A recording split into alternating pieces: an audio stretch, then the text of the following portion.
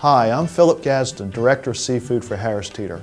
In this video, our chefs are going to be preparing almond encrusted tuna with a raspberry glaze prepared with Estancia Pinot Noir. For this recipe, we are using yellowfin tuna from the Fisherman's Market at Harris Teeter.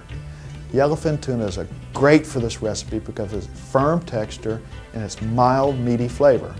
You can be assured that all of the tuna you purchase from Harris Teeter is sourced from well-managed fisheries and stocks. Also, each of our tuna is long-line caught, which eliminates the unintentional catching of fish other than tuna, and it adds to the sustainability of our oceans. Swordfish, wahoo, and mahi-mahi are great alternatives for the recipe if tuna is not available. Along with our yellowfin tuna, this recipe also features a great wine, Estancia Pinot Noir. Produced in Monterey, California, this wine with its berry, spicy, barrel-aged flavor is not only an important ingredient for this recipe, but it's also a perfect complement to make a perfect meal. Hi, I'm Chef David with Harris Teeter, and I've got two great ingredients that work really well together, Estancia Pinot Noir and yellowfin tuna. I'm making today an almond encrusted tuna with a raspberry Pinot Noir glaze. I'm going to start off by taking the yellowfin tuna and marinating it in a little bit of our Estancia Pinot Noir. My favorite way to do this is in a Ziploc bag. The Ziploc bag enables you to use less of the wine to marinate all the way around the tuna. Once I have it marinated, I'm going to put it into the refrigerator for about an hour. While that's marinating, I'm going to take my almonds and put them into a KitchenAid mixer, but not all of them. You're going to save a little bit of the almonds for the end, for garnish, and also for inside your glaze. I'm also going to take some cracked pepper, and I'm also going to add that to our KitchenAid mixer as well. Once I have that all into the mixer, I'm going to turn the mixer on and chop these nuts until they're fine.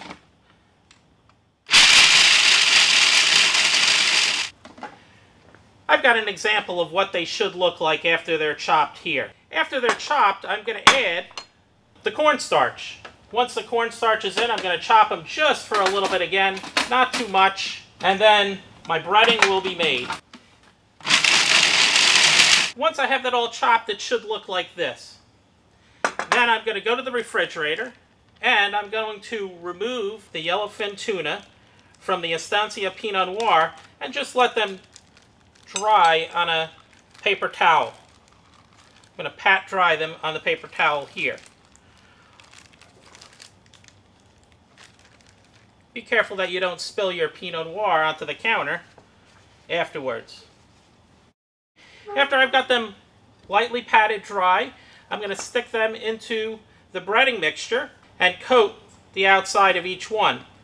I'm going to let them sit for about 5 minutes so that the glutens in the cornstarch will start to stick to the tuna.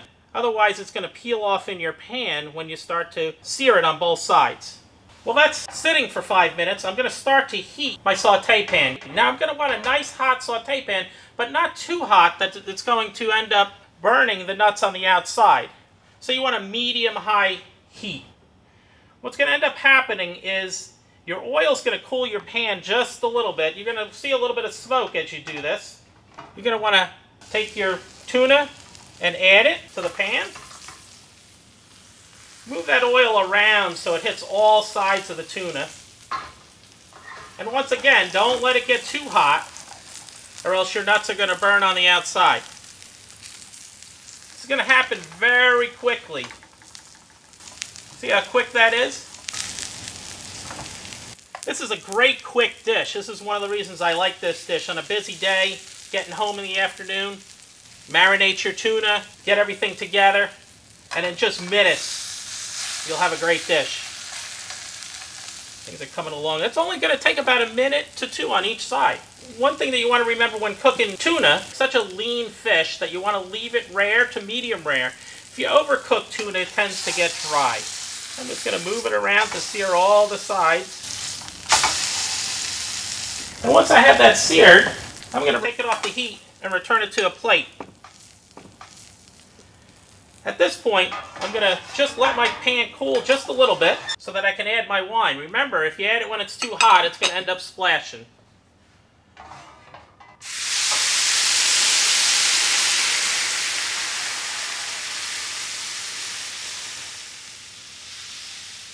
The Estancia Pinot Noir is spicy, so it's going to add a little bit of zest to this fish as well, along with the spice that you've already added, that you mixed in with the almonds. One of the things I'm going to want to happen here is I'm going to want to reduce my Pinot Noir by about 2/3. At this point, what I'm going to want to do as well is I'm going to take some of our fresh raspberries and I'm going to add it into the Pinot Noir once I have it reduced. It's a very simple recipe that's going to end up being just great on your table. You can also do this in small portions so that when you're having an appetizer for an hors d'oeuvre party or something of that nature, it makes a wonderful appetizer as well. Okay, once my Pinot Noir is reduced by about 2/3, I'm going to take a little bit of butter and some almonds and add that to the pan as well. I'm going to want to turn the heat off at this point because you want to fold. You don't want to break your butter into the sauce. You just want to fold it in so it melts nicely. Okay, at this point, as that butter starts to melt, I'm going to return the tuna back to the pan and just spoon a little bit of the glaze over the top. Isn't that looking great? And see how easy that was? It smells great in here. Okay, at this point, what I'm going to want to do is I'm going to want to remove it and display it on a nice plate.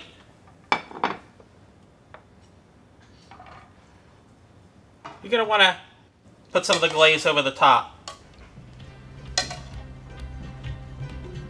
Once again, that's my almond encrusted yellowfin tuna with Estancia Pinot Noir glaze. Enjoy.